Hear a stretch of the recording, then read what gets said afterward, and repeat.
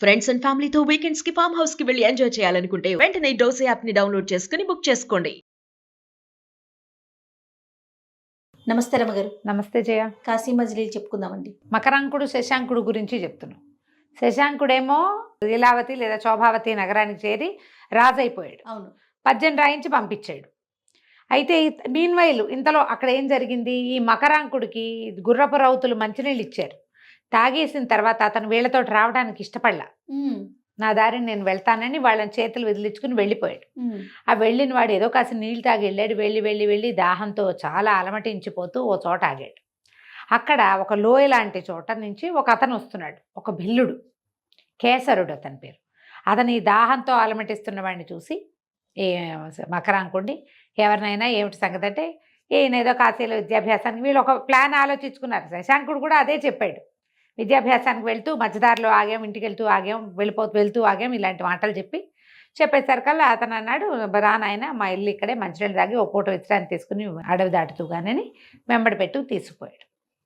తీసుకెళ్తే వాళ్ళ ఇల్లు శుభ్రంగా ఉంది. అవడానికి బిల్లులే కానీ వాళ్ళు చాలా పద్ధతిగా సంస్కారవంతంగా ఉన్నారు. వాళ్ళు ఇల్లు నీట్గా ఉంది, చక్కగా కాసిన తేనె. వెంటనే ఆయన భార్య అతనికి మంచినీళ్ళు ఇచ్చి దాహానికి మజ్జిగిచ్చి చక్కగా వంట చేసి పెట్టి తేనె వాటితో పెట్టి వడ్డించి రుచికరమైన భోజనం పెట్టింది, శాకాహారం. అక్కడి నుంచి వాళ్ళ ఇల్లు అవి ఆ పద్ధతులు వాళ్ళ తీరు కూడా చాలా బాగున్నారు. చాలా ఆశ్చర్యపోయాడు, ఇంత పద్ధతి కలిగిన వాళ్ళు సంస్కారవంతులు అడవిలో ఉండటం ఏమిటి. వాళ్ళ సంస్కార విశేషం అనమాట.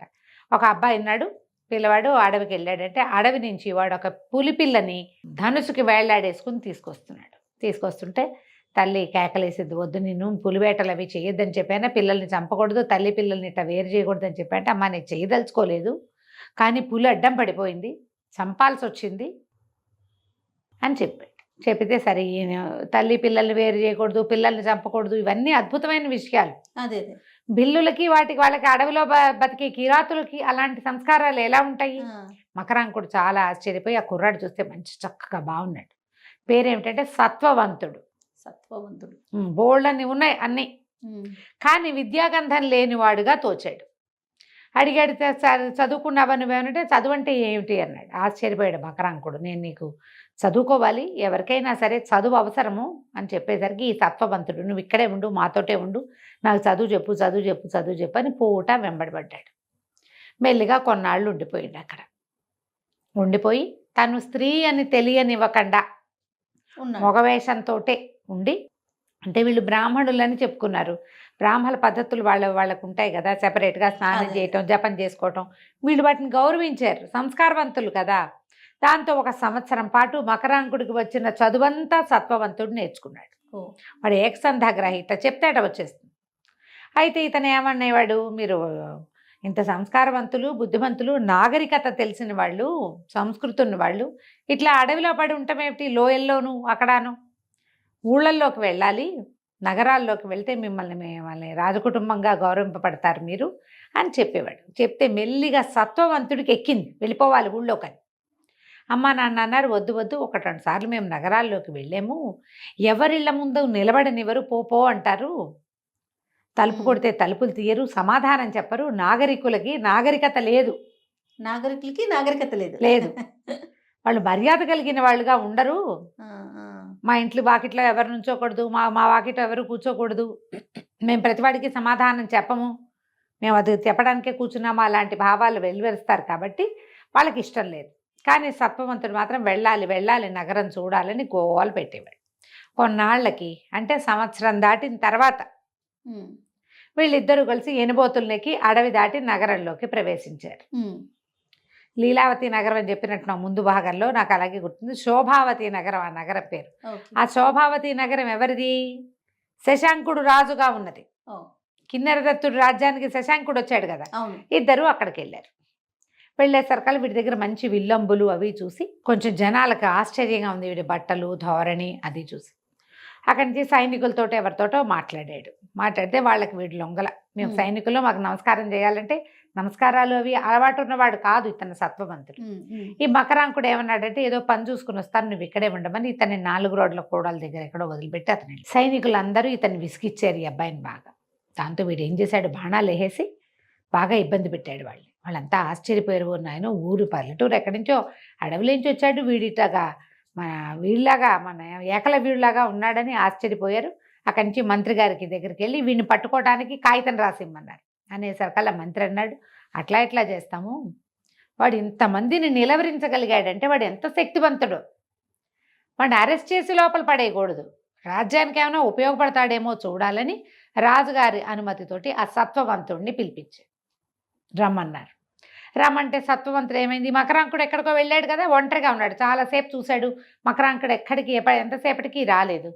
రాపోయేసరికల్లా సరే అతను రాలేదు, నా స్నేహితుడు ఎక్కడికో వెళ్ళాడు, సరే వస్తాను, గంట వెయిట్ చేసి వాళ్ళ వెనకాల వెళ్ళాడు. ఆ లోపలికి వస్తున్న సత్వవంతుడిని చూసేసరికల్లా ఈ మకరాంకుడికి ఎంత ఇష్టం అనిపించేసిందో అతని మీద. అమ్మాయి కదా, అవునవును. సహజంగా ఆడపిల్లలకి మగవాళ్ళని చూసరికి ఒక ఆసక్తి కలుగుతుంది. మోహం కలిగిందని రాస్తారు కథలో. మోహంలో పడిపోయాడు.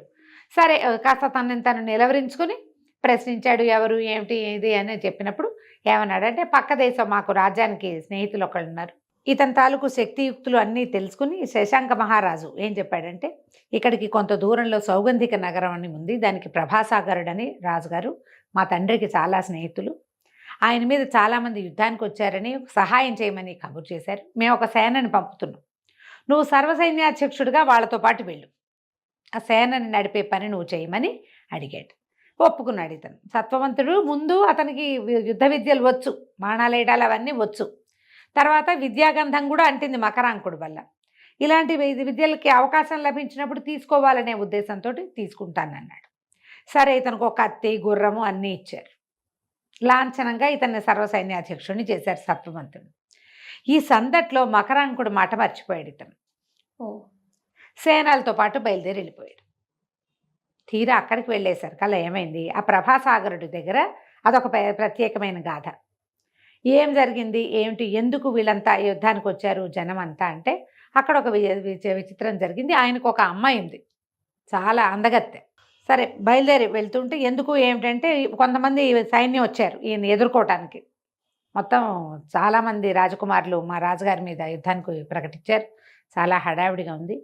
మరి ఎట్లా ఉందంటే, అదొక సముద్రాన్ని తలపించేటట్టుగా ఉన్నాయి ఆ సైన్యము. మీరు మళ్ళీ తొందరగా తీసుకురామని చెప్పారు, మీ సైన్యం వస్తే కానీ మాకు సహాయం మా వల్ల కాదని సౌగంధిక నగరం నుంచి వచ్చిన వాళ్ళు చెప్పారు. చెప్పేసరికల్లా ఇతను అడిగాడనమాట సత్వవంతుడు, అసలు ఇలా యుద్ధం సడన్గా ఎందుకు వచ్చిందంటే, ఈ ప్రభాసాగరుడు అనే రాజుగారికి లేక లేక ఒక అందగత్తైన కుమార్తె కలిగింది. ఆ అమ్మాయి పేరు సౌగంధిక. పిల్లకి స్వయంవరం జాటిచ్చారు. ముందు దేశ విదేశాల రాకుమారులందరి పటాలు తెప్పించారు. ఆమె ఎవరిని పెళ్లి చేసుకోవాలి, పెళ్లికి ఒప్పుకోవాలి. అందుకని స్వయంవరం ప్రకటించి దేశ విదేశాల నుంచి రాకుమారులందరినీ తెప్పించి పెద్ద సభామండపం నిర్మించి అందులో స్వయంవరానికి ఏర్పాటు చేశారు. ఆ అమ్మాయి స్వయంవరానికి వచ్చి కూర్చున్న రాజకుమారులందరినీ అటా చూసుకుంటూ వెళ్ళి ఆ మండపం బయట మామిడి చెట్టు కింద నుంచిన ఒక బ్రాహ్మణ యువకుడి మెళ్ళ వేసింది దండ. ఆ అబ్బాయి ఎవరో కుర్రవాడు, కాశీనగరానికి చదువు కోసం బయలుదేరి వెళ్తున్న కుర్రాడి మెళ్ళో వేసేసరికల్లా రాజకుమారులంతా కోపం వచ్చి, ఇంతమంది క్షత్రియ కుమారులు ఉంటే ఒక క్షత్రియ కాంత బ్రాహ్మణ యువకుడిని, అది కూడా ఆహ్వానితుడు కాడు, వాడు సభాభవనం బయట నుంచి ఉంటే వీళ్ళందరినీ కాదని అక్కడికి పోయి దండేసి వస్తుందా, మీ అంతు చూస్తామని ఈ మొత్తం రాజకుమారులంతా వాళ్ళు వేసుకొచ్చిన సైన్యానికి ఇంకా కొంత కొత్త సైన్యాన్ని పిలుచుకుని రాజుగారి మీద యుద్ధం ప్రకటించారు. సరే, ఈ లోపల ఇదంతా తెలుసుకుని ఇతను వెళ్ళేసరికి ఆ శత్రురాజులంతా కలిసి ఆయన ప్రభాసాగరుని బంధించేశారు. అది తెలుసుకున్న సత్వవంతుడు చాలా వీరోచితంగా యుద్ధం చేసి కొంతమంది రాకుమారులను చంపి శత్రువుల్ని పారద్రోలి మొత్తానికి ప్రభాసాగరుణ్ణి రక్షించి ఆయన నగరంలోకి ప్రవేశం చేయించాడు. జనాలంతా చాలా పొగిడారు, నువ్వు ఎంత బలశాలివి, ఎంత తెలివైన వాడివి, ఎంత చురుగ్గా యుద్ధం చేసావు నాయన, భలే సహాయం చేసావు, నువ్వు మాకు ఆ రాజుగారికి నువ్వేమవుతావో మాకు తెలీదు, శోభావతి నగర్ రాజుకి అనేసరికి ఇతను ఏమన్నాడు, నేనేమీ అవనండి, ఒక స్నేహితుడిని ఇటీవల కాలంలోనే మా స్నేహం కలిసిందంటే ఆయన పంపించగా ఇక్కడికి వచ్చాను, శశాంక మహారాజు పంపించిందగా ఇక్కడికి వచ్చాను, నేను ఇంక వెళ్ళొస్తాను, నా పని అయిపోయింది అంటే, వాళ్ళేమో మేము పెద్ద పార్టీ అరేంజ్ చేసాం, చాలా పెద్ద విందు, మరి నిన్ను సన్మానించుకునే అవకాశం మాకు రావాలి కదా, మరి మీ గబుక్కుని వచ్చావు, సడన్గా వచ్చి ఇంత యుద్ధం చేసి మమ్మల్ని రక్షించావు, రాజ్యాన్ని, రాకుమార్తెని, రాజుగారిని రక్షించి వెళ్ళిపోతానంటే ఎట్లా? కాబట్టి సభలో పాల్గొని మేము ఇచ్చే అతిథి సత్కారాలు స్వీకరించి, మా సన్మానం స్వీకరించి మా గౌరవాలన్నింటినీ పొందిన తర్వాత వెళ్దుగాని నాయన అని ఉంచేశారు. ఈ ఉంచిన తర్వాత రాకుమారిని వరమాల వేసిన సౌగంధిక ఏం చేసింది, ఇక్కడికి వచ్చిన సత్వవంతుడు ఏం చేయబోతాడు, ఆ నగరంలో ఆగిపోయినటువంటి మకరాంకుడు ఎక్కడికి వెళ్తాడు, మనం వచ్చే భాగంలో తెలుసుకుందాం. తప్పకుండా అండి. నమస్తే. నమస్తే.